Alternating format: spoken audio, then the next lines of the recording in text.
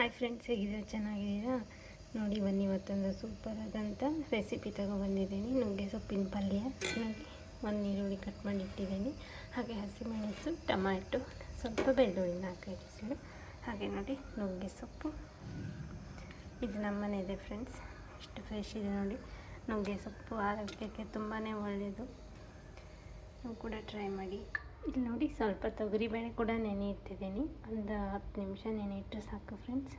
ನೋಡಿ ಫ್ರೆಂಡ್ಸ್, ಸ್ವಲ್ಪ ಎಣ್ಣೆ ಹಾಕಿದ್ದೀನಿ, ಸ್ವಲ್ಪ ಸಾಸಿವೆ ಹಾಕೊಳ್ಳಿ, ಈರುಳ್ಳಿ, ಹಸಿಮೆಣಸು ನಿಮಗೆ ಎಷ್ಟು ಬೇಕು ಅಷ್ಟು ತಗೊಳ್ಳಿ. ಇದು ಖಾರ ಇದೆ, ಹಾಗಾಗಿ ನಾನು ಸ್ವಲ್ಪನೇ ತೆಗೆದು ತಗೊಂಡಿದ್ದೆ. ಹಾಗೆ ಟೊಮ್ಯಾಟೊ ಕೂಡ ಹಾಕಿ,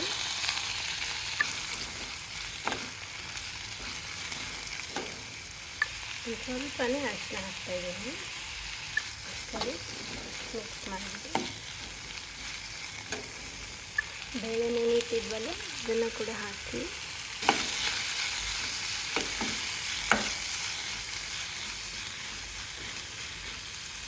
ರುಚಿಗೆ ತಕ್ಕಷ್ಟು ಉಪ್ಪು.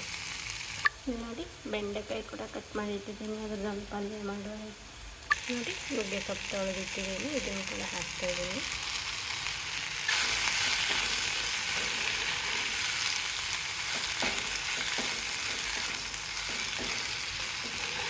ಈ ವಿಡಿಯೋ ನಿಮಗೆ ಇಷ್ಟ ಆದರೆ ಖಂಡಿತ ಲೈಕ್ ಕೊಡಿ ಫ್ರೆಂಡ್ಸ್, ಹಾಗೆ ನನ್ನ ಚಾನಲ್ನ ಸಬ್ಸ್ಕ್ರೈಬ್ ಮಾಡ್ಕೊಳ್ಳಿ.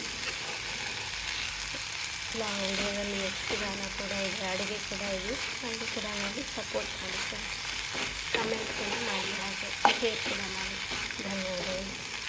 ಮತ್ತು ನೀರು ಕೂಡ ಹಾಕಿ ಫ್ರೆಂಡ್ಸ್. ನುಗ್ಗೆ ಸೊಪ್ಪನ್ನು ಟೀ ಮಾಡಿಕೊಂಡು ಕುಡಿಬೋದು ಬೆಳಗ್ಗೆ, ತುಂಬಾ ಒಳ್ಳೆಯದು ಆರೋಗ್ಯಕ್ಕೆ. ಟ್ರೈ ಮಾಡಿ, ಎಲ್ಲರೂ ಮನೆಯಲ್ಲಿರೋ ಎಲ್ಲರೂ ಕುಡಿಬೋದು, ಆರೋಗ್ಯಕ್ಕೆ ತುಂಬಾ ಒಳ್ಳೆಯದು ನುಗ್ಗೆ ಸೊಪ್ಪು.